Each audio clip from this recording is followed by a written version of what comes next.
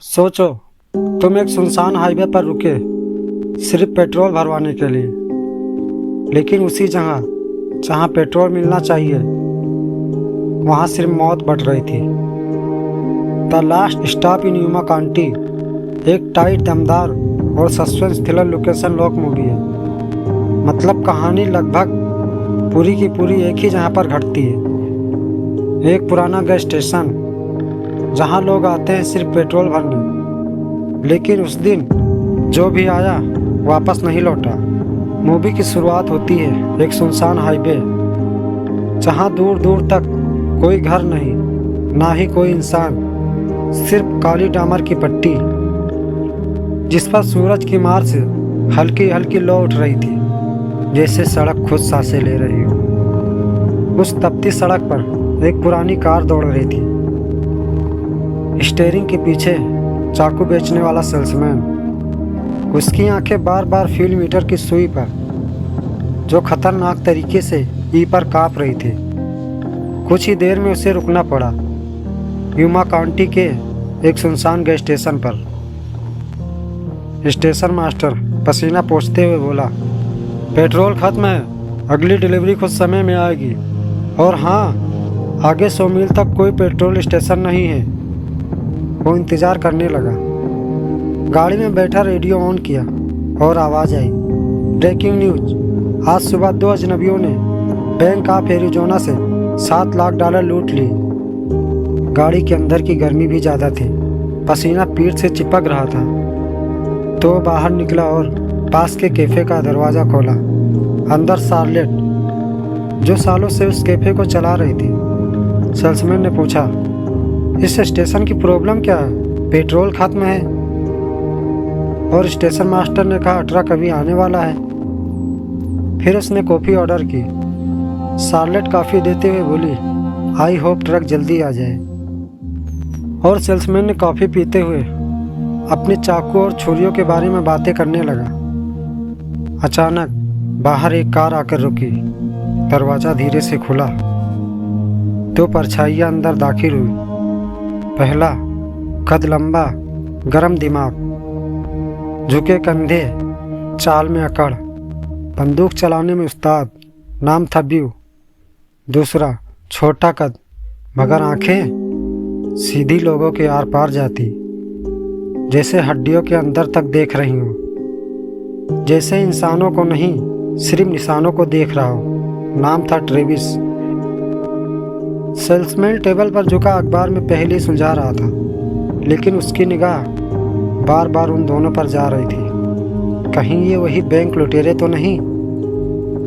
उसने धीरे से शार्लेट से पूछा, सुना तुमने आज सुबह बैंक डकैती हुई? शार्लेट ने सिर हिलाया, बोली हाँ। फिर कुछ देर चुप रही और बोली, हमें पुलिस को कॉल करनी चाहिए। उधर ट्रेविस पूरे कैफे को स्कैन कर रहा था, जिसे हर चेहरा, हर हरकत दिमाग में दर्ज कर रहा हो। शार्लेट बहाने से अपने पति चार्ली को फ़ोन करती है, जो वहाँ का शेरिफ है। लेकिन ट्रेविस की नज़रें तेज थी। एक पल में उसने सब समझ लिया। कुर्सी से उठकर गन निकाली और सीधा शार्लेट की तरफ तान दी। धीरे से पूछा, क्या तुम हमें जानती हो? शार्लेट की आंखें सीधी उसकी आंखों में। हाँ, तुम वही हो जिन्होंने आज सुबह बैंक लूटा। ट्रेविस होठों पर ठंडी मुस्कान के साथ, सही पहचाना। उसने तुरंत फ़ोन का तार काट दिया। कैफे में सन्नाटा, सिर्फ घड़ी की टिक टिक। ट्रेविस ने गुस्से में शार्लेट का गला पकड़ा और नीचे पटक दिया और आंखों में गुस्सा भरकर बोला, जाकर उस सेल्समैन के बगल में बैठो। शार्लेट चुपचाप उठी, सेल्समैन के पास जाकर बैठ गई। ट्रेविस भी सामने वाली सीट पर बैठा, गन टेबल पर टिकाकर। ठंडे लहजे में बोला, जब तक ट्रक नहीं आ जाता तुम दोनों वही करोगे जो मैं कहूँगा। जरा भी चालाकी की तो यहीं गोली मार दूंगा। उसने शार्लेट की आंखों में देखते हुए कहा, तुम जो रोज़ करती हो वही करो। हमारे लिए कॉफ़ी बनाओ ऑर्डर लो, और हाँ, इस्माइल के साथ। और अगर यहाँ कोई भी आता है तो ऐसा लगना चाहिए जैसे सब नॉर्मल हो, और तुम जैसे पहले सुलझा रहे थे वैसे ही करते रहो। कुछ ही देर में पूरा कैफ़े नॉर्मल दिखने लगा। फिर दरवाजे की घंटी बजी। एक बूढ़ा जोड़ा अंदर आया। शार्लेट ने मुस्कुराकर उनका हालचाल लिया और ऑर्डर नोट किया। उधर शेरिफ चार्ली ने अपने एक पुलिस वाले को कैफ़े से कॉफ़ी लेने भेजा, साथ ही ये भी पूछना शार्लेट ने फ़ोन क्यों किया था। इधर कैफ़े में ट्रेविस ने शार्लेट को बुलाया और बोला, क्या स्टेशन मास्टर के पास कोई कार है? शार्लेट ने बिना हिचक के कहा, नहीं, वो यही मोटल में रहता है। ट्रेविस को यकीन नहीं आया। उसने ब्यू को बाहर भेजा, टॉयलेट जाने का बहाना बनाकर। ब्यू बाहर जाकर स्टेशन मास्टर से पूछा, क्या तुम्हारे पास कोई कार है? स्टेशन मास्टर बोला, नहीं, और टॉयलेट वो पीछे है। जवाब वही था जो शार्लेट ने कहा था। दरवाज़ा फिर खुला।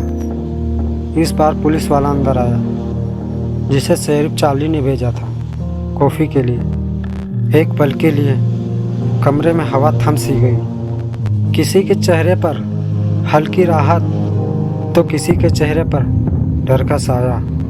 पुलिस वाले ने शार्लेट से कहा, 3 कॉफ़ी, और हाँ, फ़ोन क्यों किया था? ट्रेविस की नज़रें अब शार्लेट पर टिकी। वो हर शब्द का वजन तोल रहा था। शार्लेट ने मुस्कुराकर कहा, ट्रक अभी नहीं आया, सब पेट्रोल के लिए परेशान हैं, उसी बारे में फ़ोन कर रही थी। वो काउंटर पर गई, 3 कॉफ़ी पैक की, एक बिना शुगर की, और उसके ढक्कन के अंदर जल्दी जल्दी हेल्प लिख दिया। वो कप शेरिफ चार्ली के लिए था। लेकिन बाहर खड़ा ब्यू पुलिस की कार देखकर घबरा गया। गन निकाली और दरवाजे के पास आकर खड़ा हो गया। पुलिस वाला जैसे ही बाहर निकला, ब्यू घबराहट से टकरा गया। काफ़ी कप ज़मीन पर बिखर गई। शार्लेट का मैसेज उसी पल मिट गया। पुलिस वाला दूसरी कॉफ़ी लेकर निकल गया। दरवाज़ा फिर से खुला। इस बार था स्टेशन मास्टर।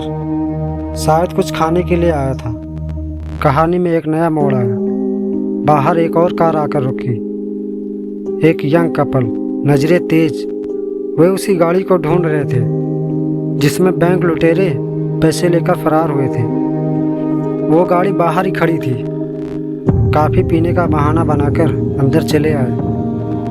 अब कैफे की हवा और भारी हो गई, इतनी भारी कि सांस लेने पर भी आवाज़ आने लगे। दरवाज़ा फिर से खुला। एक आदमी अंदर आता है, सिर पर एक टोपी, लंबे बाल, नाम था पीट। शार्लेट को देखकर मुस्कुराया, आज तो रौनक है। शार्लेट नकली मुस्कान के साथ, सब पेट्रोल के लिए रुके हैं। पीछे ट्रेविस खड़ा हो गया। धीरे धीरे पीट के पास गया और बहाने से पूछा, तुम्हारी गाड़ी में पेट्रोल है? पीट ने अनजान लापरवाही में कहा, हाँ, कल ही भरवाया।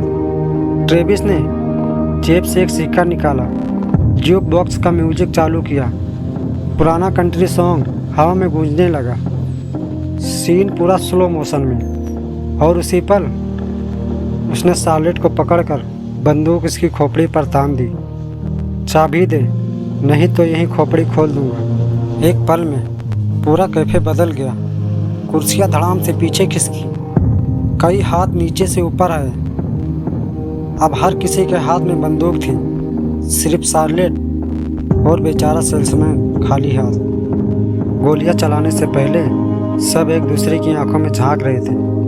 कोई पैसे के लिए, कोई पेट्रोल के लिए, और कोई बस बाहर जाने के लिए। एक दूसरे पर गन लगाकर खड़े थे। ये वो ठहरा हुआ पल था जब समय भी डर के मारे चलना भूल जाता है। हर शख्स के पास अपना राज था, अपनी बंदूक। कोई नहीं जानता था कौन पहले गोली चलाएगा।